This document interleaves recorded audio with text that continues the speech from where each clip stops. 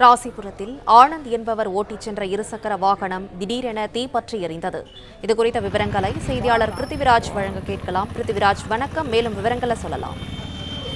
நாமக்கல் மாவட்டம் ராசிபுரம் அடுத்த காட்டூர் பகுதியைச் சேர்ந்தவர் சென்ட்ரல் என்பவரது இருசக்கர வாகனத்தை அவரது உறவினரான ஆனந்த் என்பவர் ஸ்கூட்டி பெப் என்ற வாகனத்தை வாங்கிக் கொண்டு ஆண்டகளூர் கேட் பகுதியிலிருந்து ராசிபுரத்தை நோக்கி வந்து கொண்டிருந்துள்ளார். அப்போது இருசக்கர வாகனமானது கவுண்டம்பாளையம் முனியப்பன் கோவில் அருகே சென்று கொண்டிருந்த போது இருசக்கர வாகனத்தில் இருந்து புகை வருவதை கண்ட ஆனந்த் வாகனத்தை சாலையோரமாக நிறுத்துவதற்குள் இருசக்கர வாகனத்தில் இருந்து தீயானது மலமளவென பற்றி எரிய தொடங்கியது.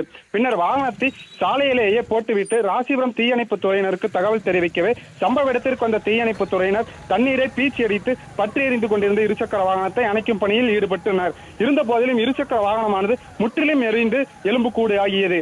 இருசக்கர வாகனம் வெயிலின் தாக்கத்தினால் தீப்பற்றி எரிந்ததா அல்லது வேறு ஏதாவது காரணங்களா என்பது குறித்து ராசிபுரம் காவல்துறையினர் விசாரணை மேற்கொண்டு வருகின்றனர். சாலையின் நடுவே இருசக்கர வாகனம் பற்றி எறிந்ததால் சிறிது நேரம் அப்பகுதியில் போக்குவரத்து பாதிப்பு ஏற்பட்டது. கோடை வெயில் தொடங்குவதற்கு முன்பே இருசக்கர வாகனம் பற்றி எறிந்த சம்பவம் பொதுமக்களிடையே பெரும் அச்சத்தை ஏற்படுத்தியுள்ளது.